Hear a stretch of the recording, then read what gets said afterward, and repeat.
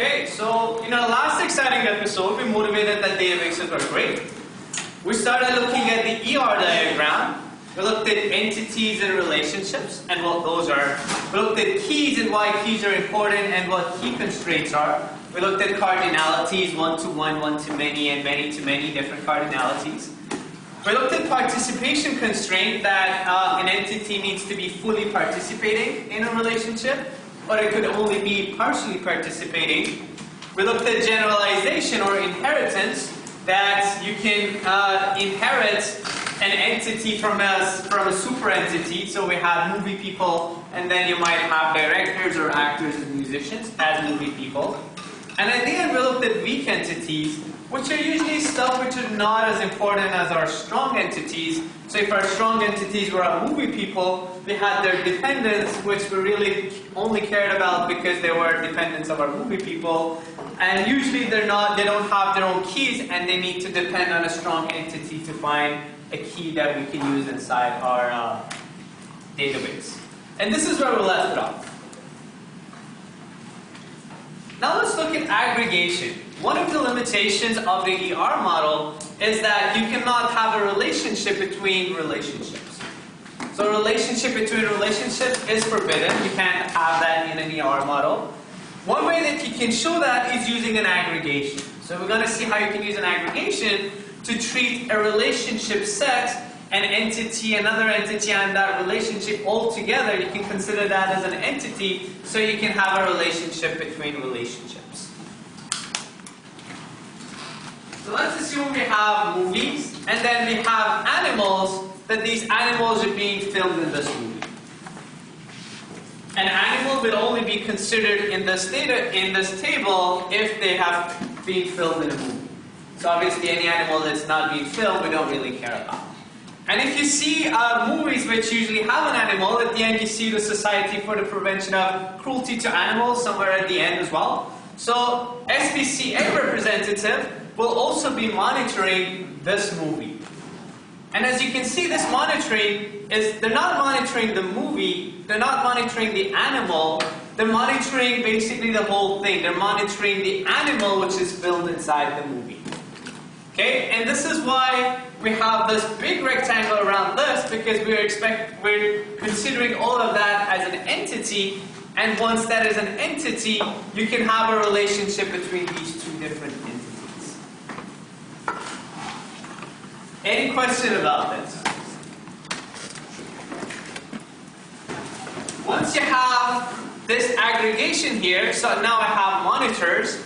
Monitors could have its own attributes. So this is just a normal relationship now, and as with other relationships, it could have attributes of its own. The key thing to take away from here is that all of this together will be considered an entity which then could have a relationship with the SPCA representative. With the arrow being here, you know that once we know the animal and the movie, there's only one SPCA representative. So it's a one-to-many relationship between the two. Now an interesting question would be, what would be the key for the filmed-in relationship, and what would be the key for the monitors relationship? So quickly discuss that with your partners, and then I'll get you back in a few minutes. Just to make sure everybody's waking up.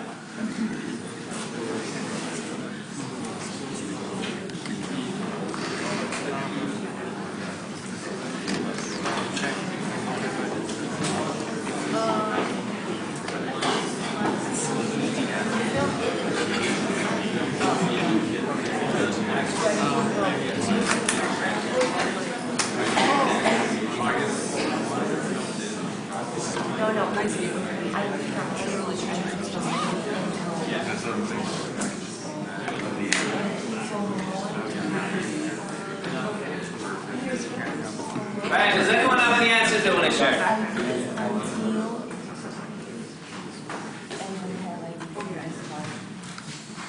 Anyone? Is the ID for the monitor just the key for the monitor just the SPCA representative ID? Let's start with the filmed-in one because it might be easier, and then let's build on top of that. Would you know what the filled in might be? I was just going to say, is that the animal ID plus the movie ID? That's great. So if you want to find a key for the filled in, it's going to be the animal ID and the movie ID. And the restriction with that is going to be the animal can only have one role inside your film. Right? Because one animal, one movie, that's your key. The poor animal could not have multiple roles inside your movie. So animal ID and movie ID could be the key which is representing filmed in. What about monitors?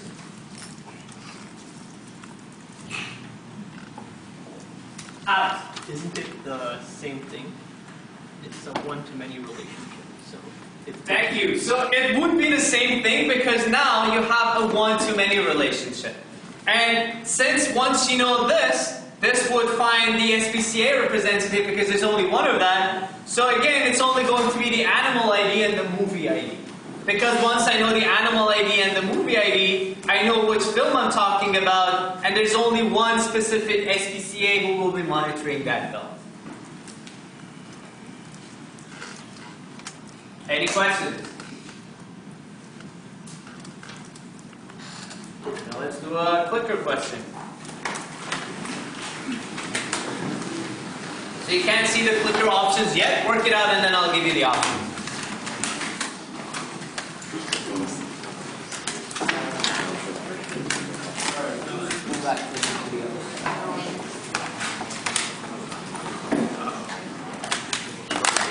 Just turn it on right when you Do you have to? No. Turn it on.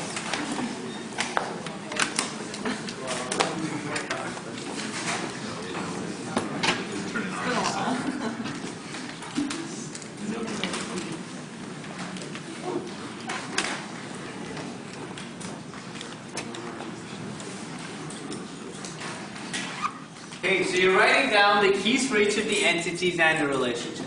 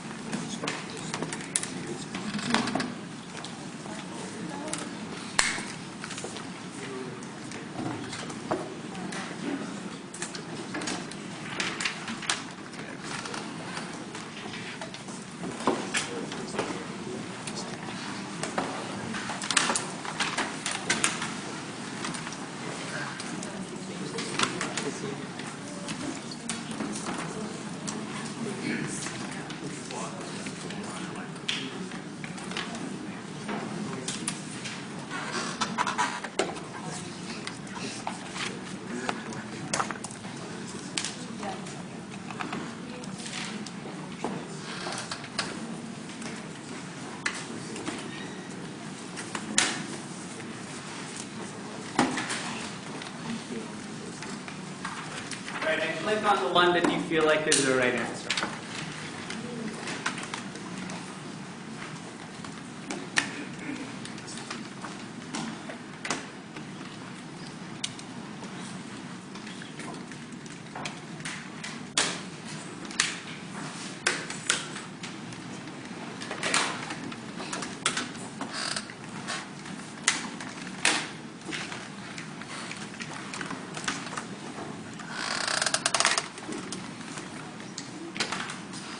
Seconds.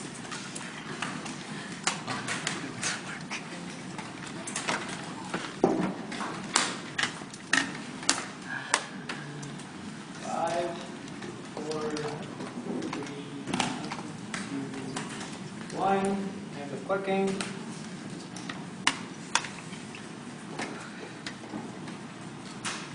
Right, and most of you think B is the right answer.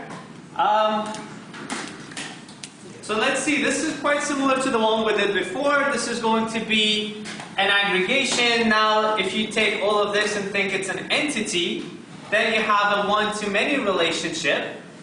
So the key for evaluate will only be once you know the instructor and the course, you will be able to find the tag employee.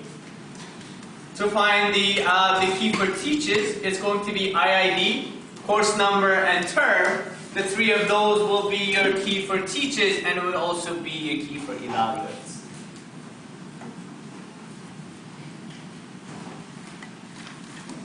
Any questions?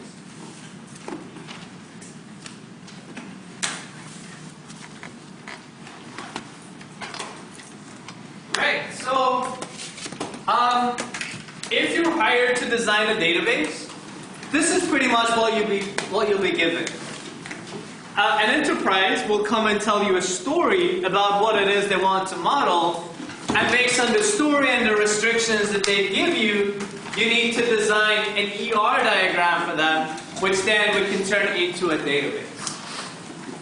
Okay, a few words of advice. There are different ways that you can do this. There are choices that you need to make as a DBA to make sure that you have the best possible database. This will be the first time you're doing it, and this is pretty big, so the chances are unlikely that I'll give you something like this to do in your midterm. First of all, it's hard for you guys to do. Secondly, it's really hard to mark. So, and the second one is the main reason why we don't give them out. So, but have a go, discuss this with your neighbors, and we'll be coming around and helping you guys as well. Right, so make sure that you read it carefully so you know what is exactly expected from the ER diagram.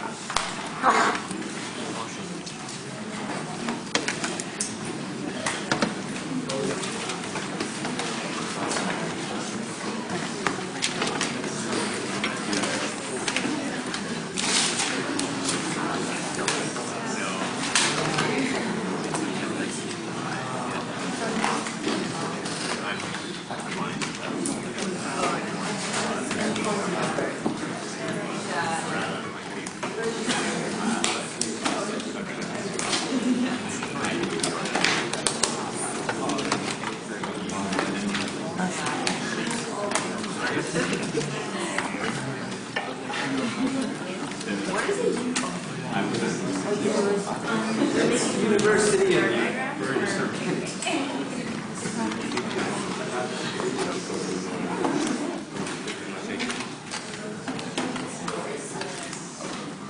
If you're lost or stuck, just raise your hand and I can come and help you guys as well.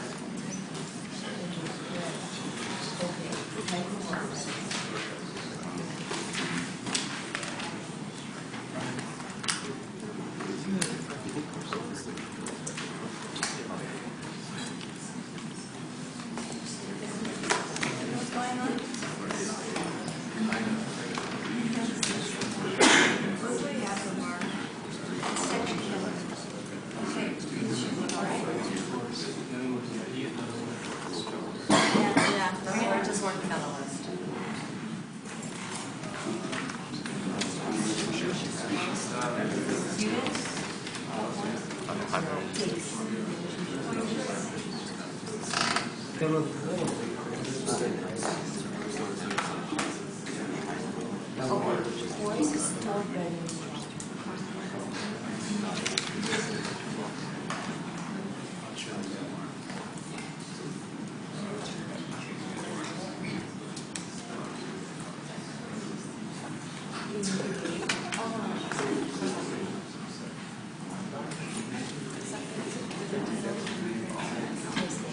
If the whole story is too long and too confusing, take it bullet at a time. So concentrate on each part and see how you can design that, and then move to the next bullet.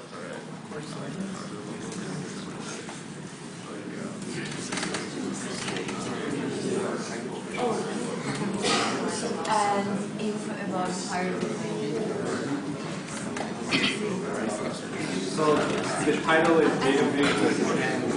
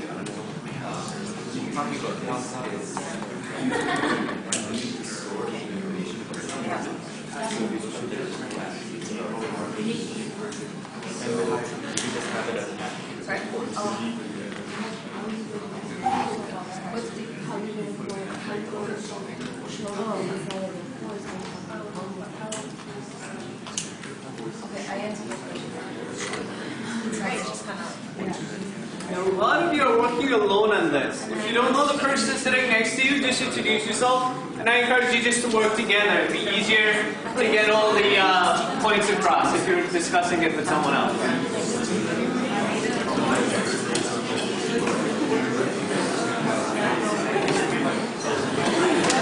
Or even a three if you like.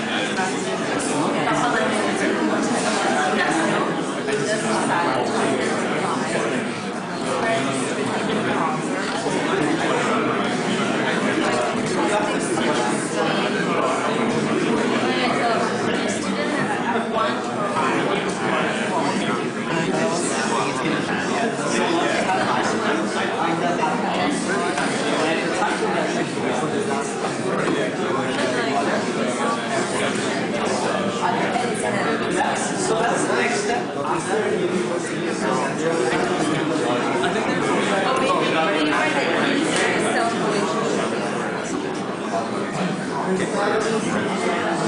No,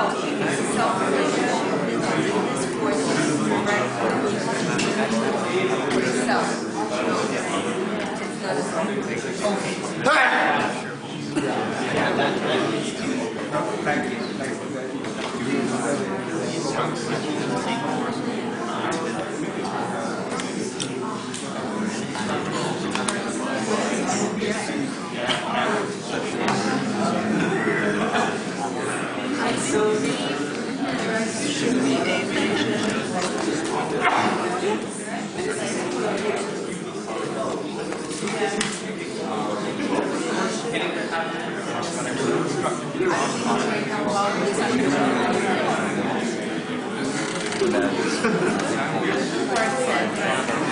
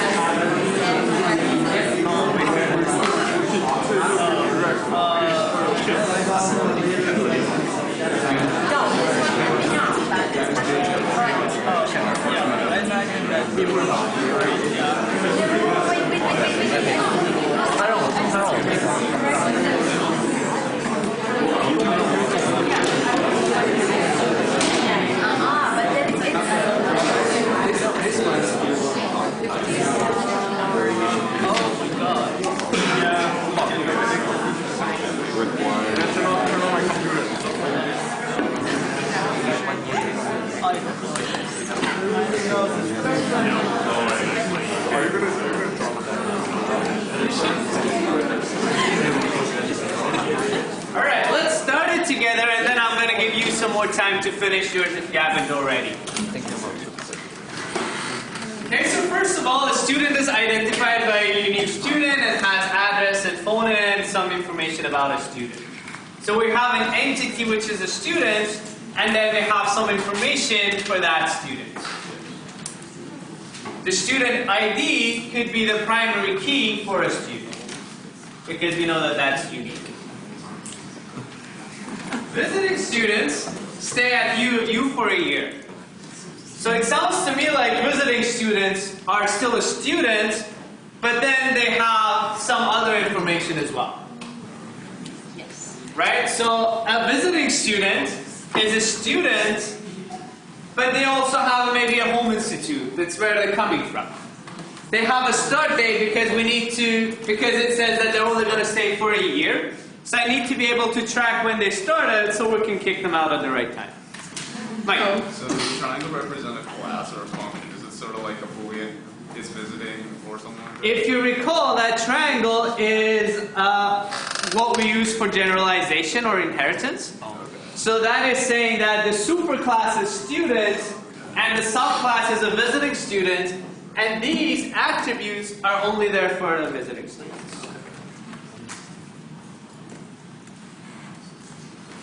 Any other questions?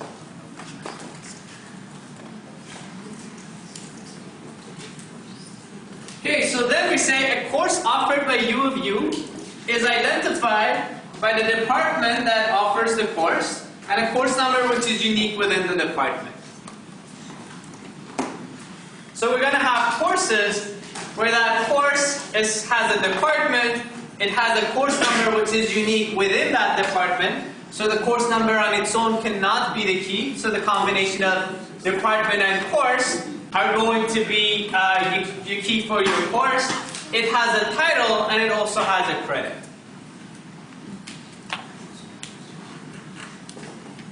We list our courses with their title, their credit, and our calendar.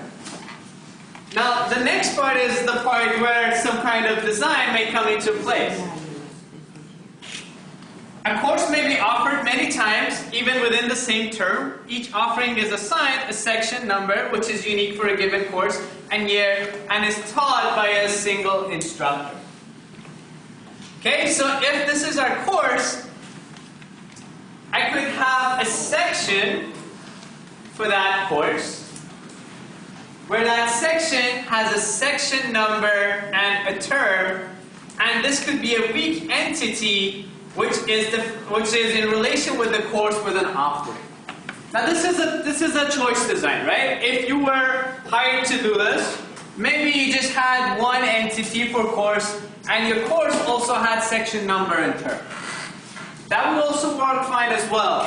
Maybe one advantage that this model would have instead is that, at least at UBC, our courses tend to stay stable. Our courses don't really change that much the content of the course. So many of the attributes that I'll have for a course will be stable, so hence this table would be stable. However, there might be some specific things happening for a course for one offering. So each offering I might need to tweak it a little. So if I have this as a weak entity, I can make my tweaks in a section or an offering of the course without actually having to change the course. A section cannot live on its own. If you have section 101, that needs to be a section of a course. So that's why it doesn't make sense to have that section without as a strong entity rather than a weak entity. Because a section on its own without depending on the actual course is meaningless. Any questions so far? Question? How come the section number is not like one of those dashed or line? For the week? Why is it not dashed? Yeah. It is. I don't know whether it shows or not. Oh, okay. It's dashed. Given that section is a weak entity, it doesn't have a key of its own, so section number, term number, course number, and department all together will be the key for your section. Right, so I'm going to give you a few more minutes to go through the rest of it, and then we cover the rest together.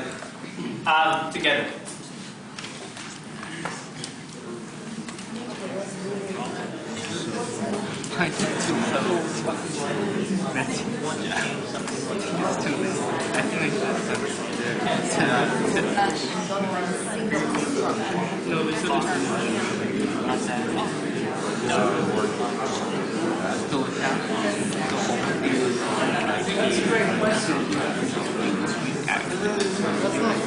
It's always going to be straight answer, right? So sometimes it's going to take you more space faster. Sometimes it allows you to answer some queries on your background. It does actually be you're asking you what are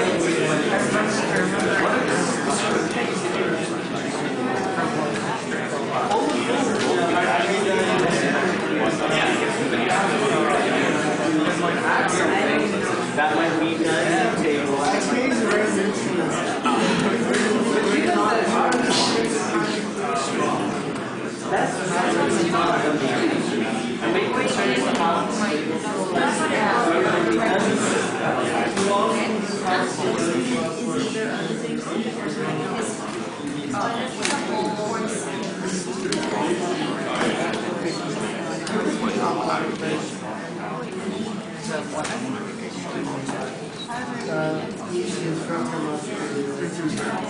Oh yeah, yeah.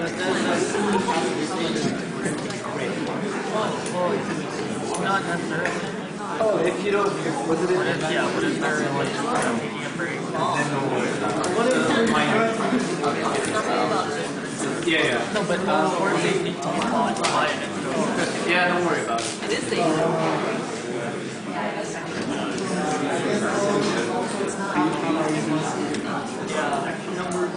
Yeah.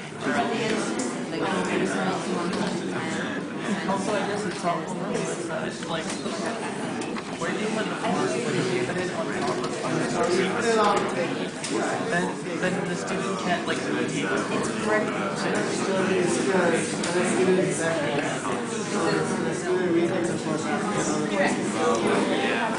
Oh, I see. Yeah, you're right. Okay. Oh, I see.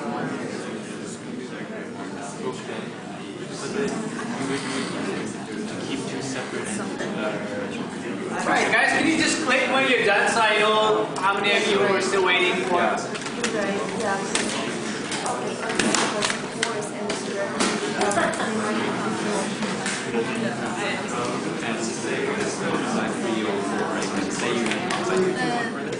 Then you, if you wanted to express that you wanted to correct it, and then you did what you said, you made it correct, and then you need to keep 2-1 in the course table and have one.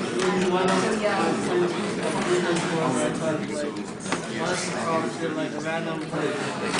You just realize still also like one random stuff. Those for free like uniform.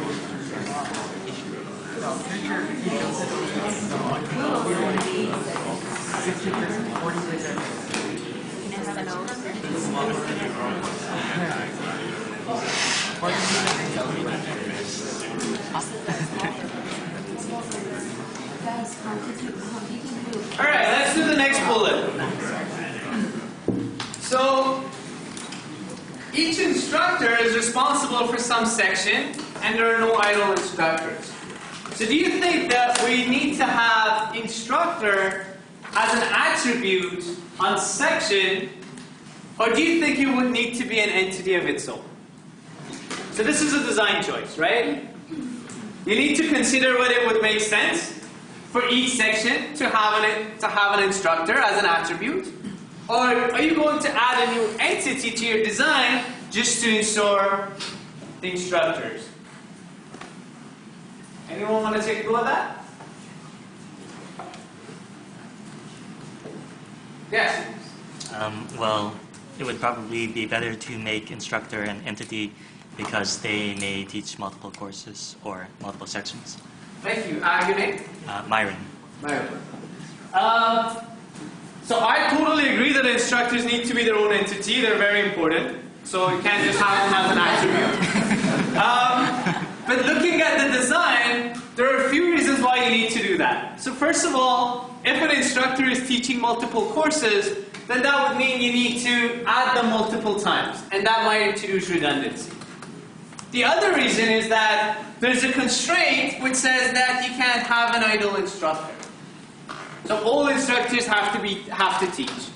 If you just have it as an attribute there, you can't really make a call on that. Or you can't make a constraint that will say all of you need to teach. So after considering all of those, and also an instructor has its own attributes as well, which is their highest degree. Okay, so you can have an entity for instructor. All instructors have to participate in the teaching relationship, so they can't be idle. They have a name. Apparently their name is unique enough to just be the key. So that's going to be the key, and they're also going to keep their degree. Any questions? Aren't students supposed to be taking sections? That's coming. So we're going to add that in a second. Anything else?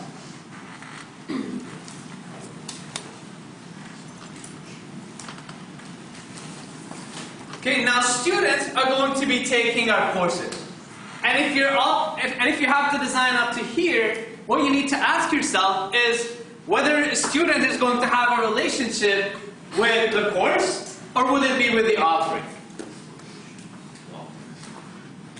And given that they will only be taking it in a specific section of a specific term, then that relationship enrolled is going to enroll them in a specific section rather than the course.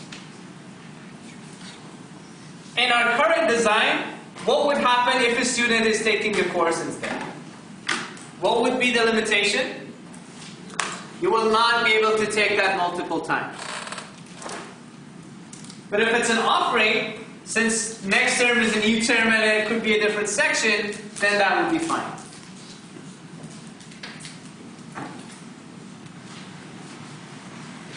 And finally, we need to have courses, and those courses have prerequisites. Now again, one choice that you could make was whether a prerequisite needs to be an attribute of a course or should it be a relationship between course and course. Now if I was designing this, I would ask the question, is it the case that the courses have a maximum of one prerequisite?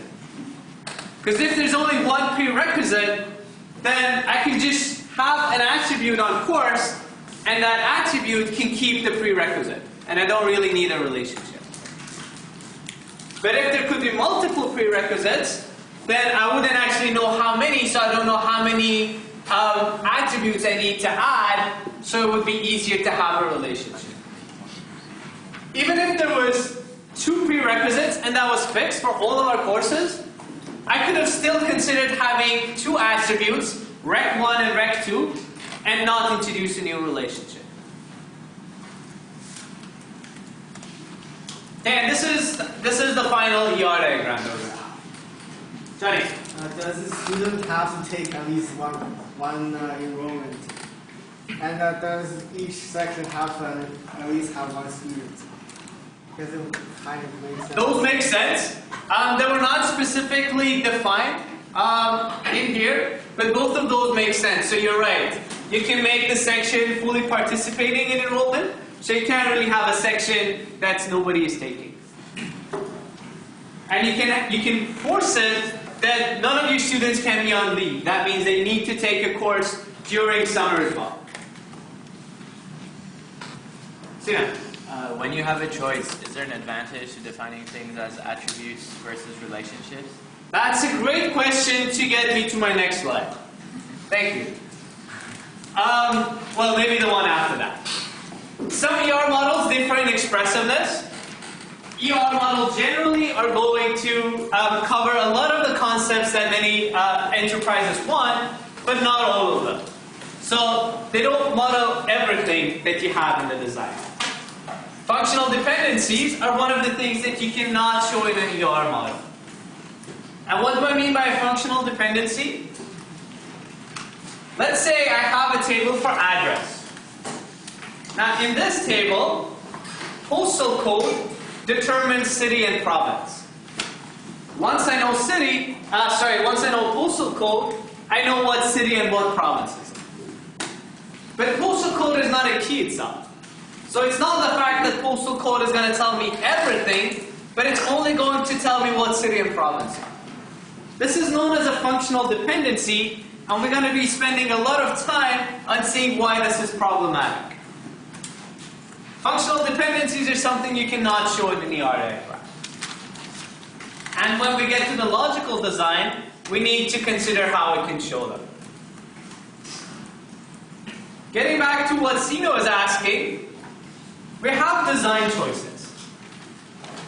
When you see this as the story of what you're designing a database for, it's not always the case that one model is going to be a bit better than the other one that you have in mind. Johnny? So another question about the prerequisites for the courses. Okay. What if you you still use attribute as a prerequisite, but the data type of the attribute is like list of you will not have data types which are not atomic. So in a relational database, you always have one value per attribute. Good question though. Okay, so let's have a look at some of the things that may come up when you're designing an ER model.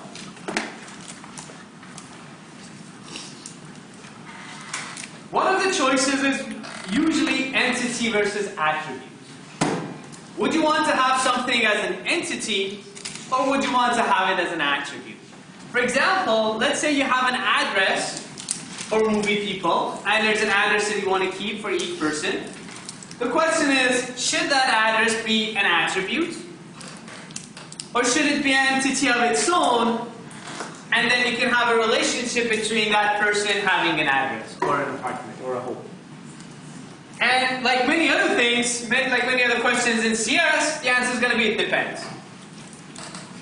And what is it going to depend on? Well, first thing I'm going to ask is it the case that all our movie people have just one address? Probably not.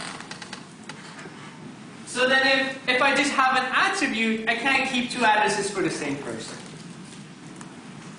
Another question that I might ask if I don't know movie people well would be, is it the case that a lot of movie people share the same address?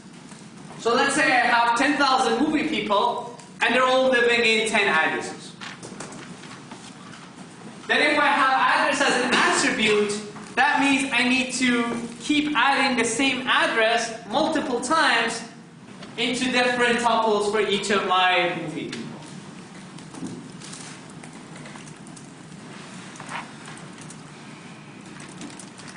Any questions about entity and attributes? When someone is really designing a database for you, once you give them this story, they'll come back with 1,000 questions. That's usually how it is. So I noticed you said that, but is it really the case that you want them to leave right after a year? Could it be the case that someone wants to stay for a year and a half? I know that all your instructors need to be teaching, but what if they're sick and they can't teach a specific semester? If you don't take that into consideration, your database is later going to tell you, you can't take this term off, you need to be here. Right? So these are things that you need to really consider carefully when you're designing a database. Another example of entity versus attributes. Let's go back to the WorkOn example that we had. And WorkOn 2 does not allow a person to have more than one role in the same movie. Because we have movie people ID and movie ID as the key, so I can't have multiple roles in the same movie. And this is because I'm using role as an entity in my relationship here. If I want to associate one person to have multiple roles in a movie, then what I can do is I can have an entity role and an attribute role name instead of having it as an attribute. So again, what I'm trying to emphasize is that there's no right or wrong on whether you should have it as an entity or whether you should have it as an attribute. The answer is going to be it depends. And then you ask a bunch of questions to make sure that you clearly understand what is the concept that they're trying to model. Another question that comes up quite a lot is entity versus relationship. Should I have this concept as an entity, or does this really seem like a relationship? What I want you to do is take each of these and quickly discuss it with your neighbors. How do you think these two models are different?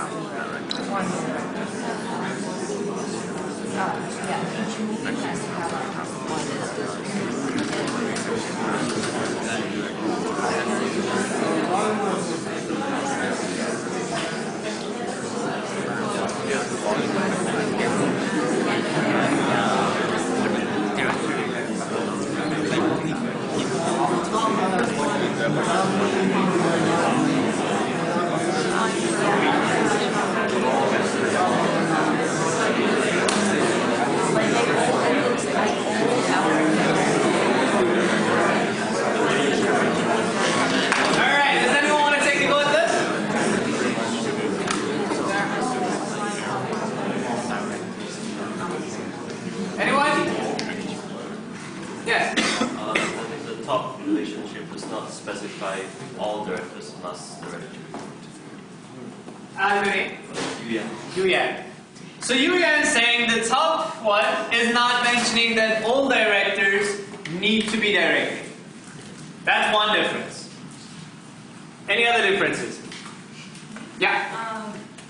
So for the first one, the movie people can have different assistants for different movie, whereas the second one you have one assistant throughout. Exactly. Your name? Amy. Amy says that in the top one, a director can choose her assistant per movie, so I can have a different assistant in each of my movies. In the bottom one, a director has one assistant, and they're helping them in all their movies. Sina? The top one's implying that people in other roles, like an actor, can also have an assistant.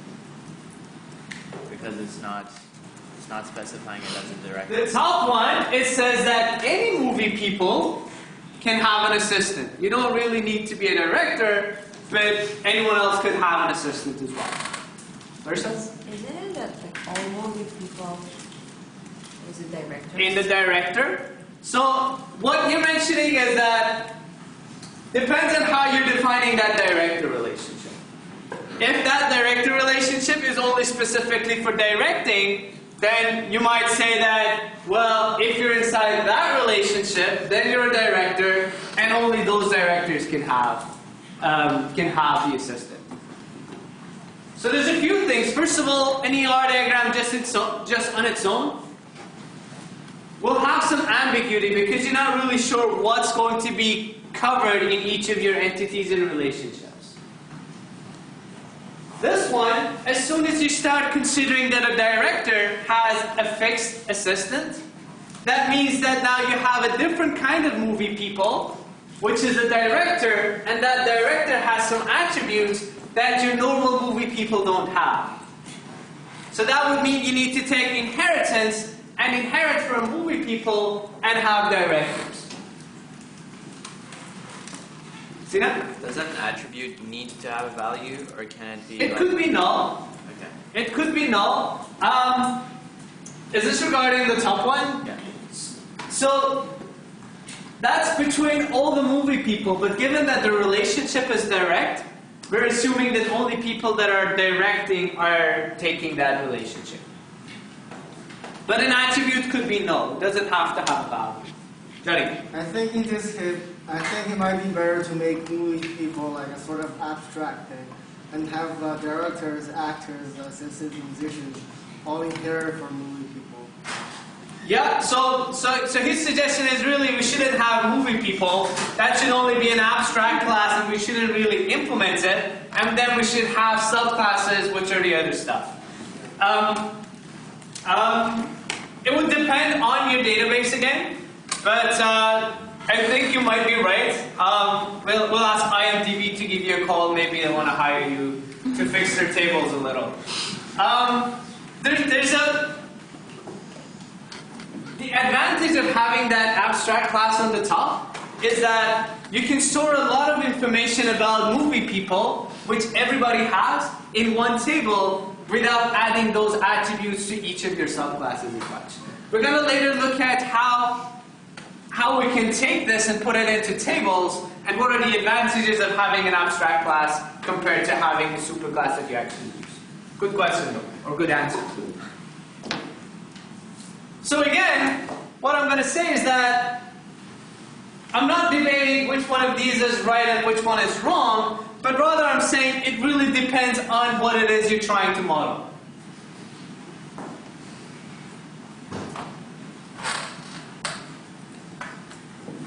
So on the top one, director can get a separate assistant for each movie. On the bottom one, they have one assistant which is helping them in all of the movies.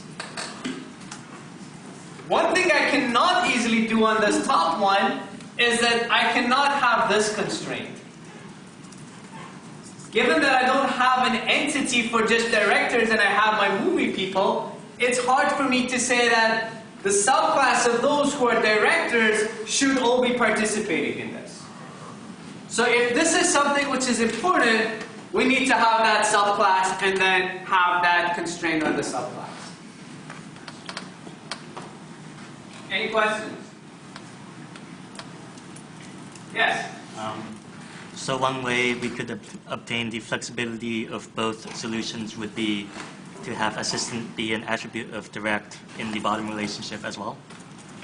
So the suggestion is go with the bottom design but have assistant on director. On directs, yeah. So that would allow you to have directors participating in direct and allowing them to have assistants at the different times as well. Yeah. But then you need to think about, if I have a subclass which I don't really have any attributes for it, does it really make sense for me to have it? Or is this constraint so important that I would need to add that extra complexity to my model? Sorry. Any other questions?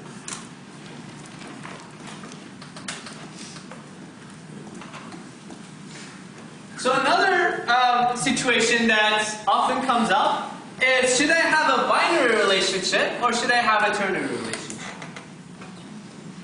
Now let's consider this example. We have movie people, and movie people can buy a policy, and based on those policies, they can cover their dependents. Okay? And we want it to be in a way that policy determines movie people.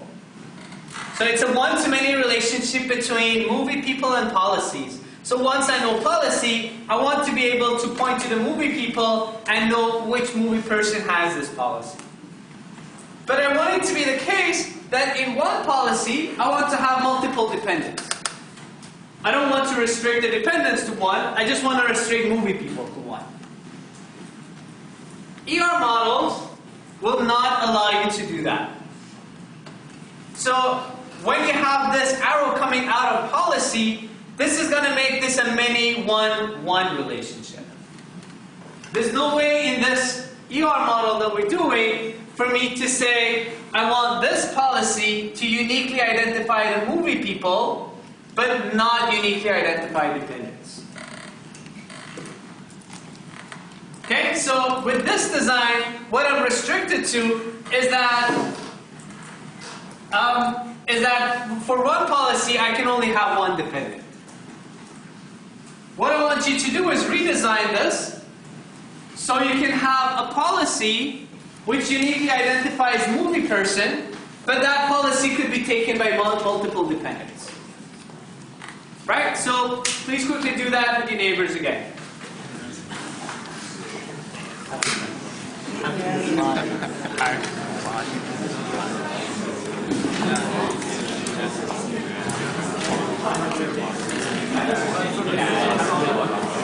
So the clear answer for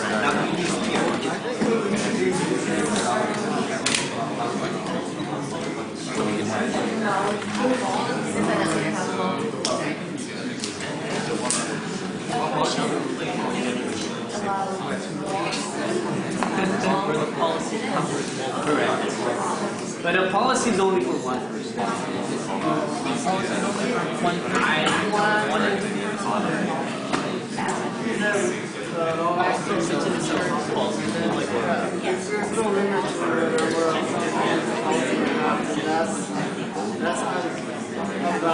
Right.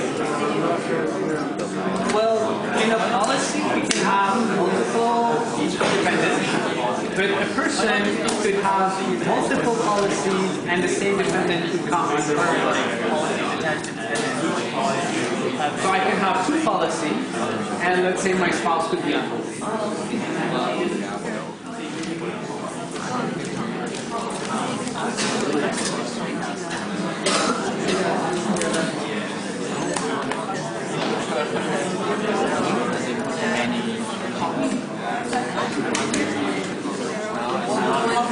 Alright, so this is one possible design. You can have other ones.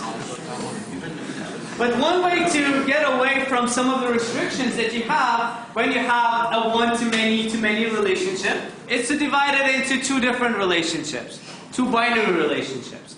So I can have a purchaser relationship between movie people and policies, and I can say that Each policy now determines that movie people, and then I have a beneficiary relationship as well, that multiple dependents could be added onto the same policy.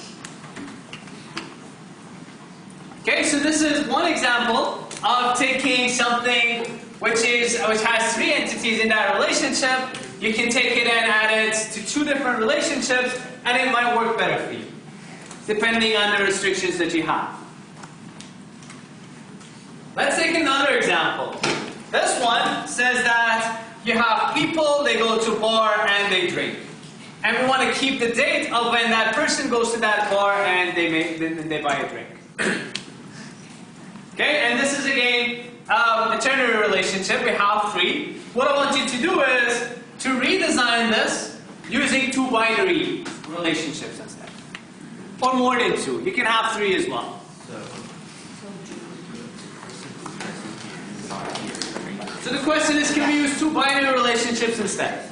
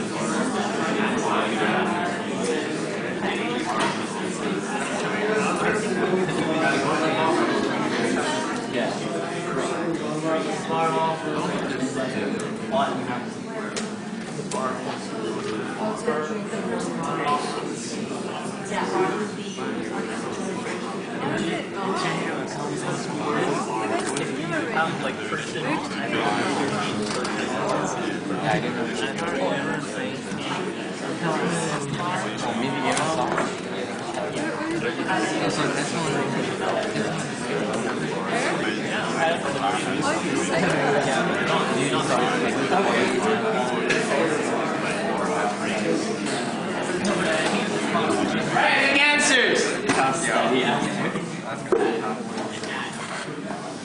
Anyone?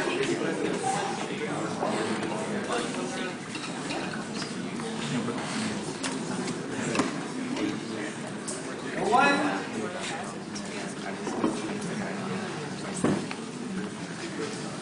Yes, at the back. Yeah, bar offers drinks and person drinks drinks. So, like. Sorry, can you repeat that? They have bar offers drinks and person drinks drink. So it's like that instead of. So bar offers drink. Yeah. And what else? Person drinks drinks. Keep the drinks there and like. Okay, so bar offers drink and person drinks drink. Yeah. Right? And probably you need something to capture person going to a bar. Person goes to bar. So you can play around with this for a while, but really no combination of binary relationships would be an adequate substitute. You can say P likes that drink, that person likes that drink, P visits a bar, and B, a bar provides a drink. But that doesn't imply that that person goes to that bar and drinks a drink. And moreover, where would you record that date? Right now, I'm saying that this person went to this bar and had this drink on this date. When I have three relationships instead of the one that I currently have, none of those relationships on their own will be adequate enough for me to know when is the right time to record that date. You can use aggregation as an alternative. So you can have a relationship between a person going to a bar and then an aggregation saying that and they drink a drink. Once you have that aggregation, something else you can do is you can apply restrictions that since they're driving they can only have one drink or something. I don't think the bar would like to have that limitation, but they could. Any questions?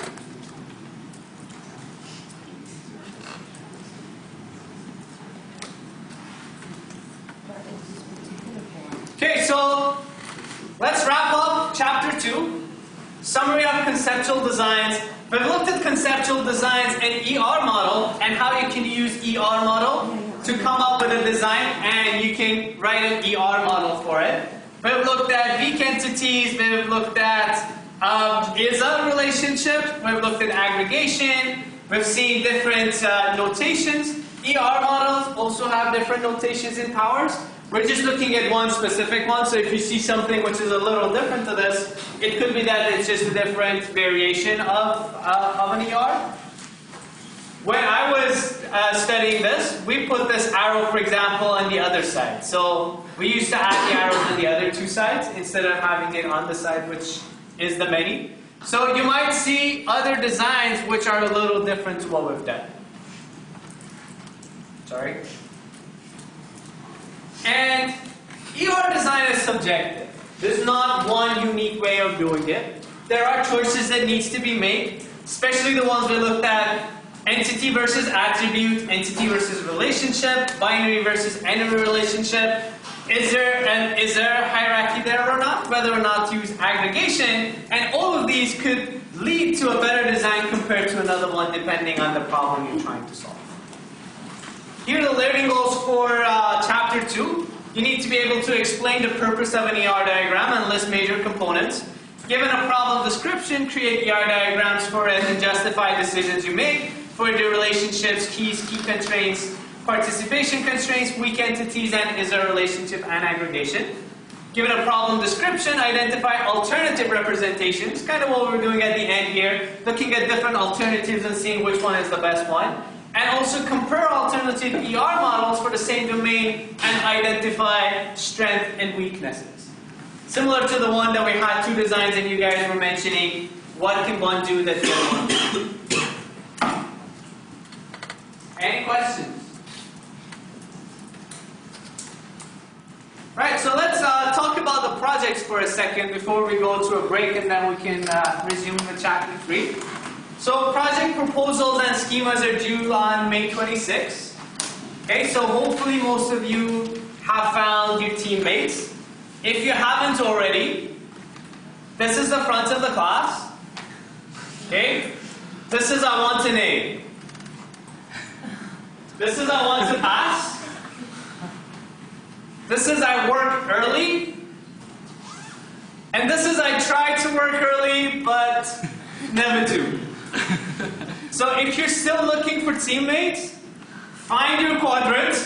I'll be stepping out so you guys don't feel shy. You can find teammates. That quadrant would be a good place to find someone to add to your team. Any questions? I don't know. All right, let's resume at 11:20.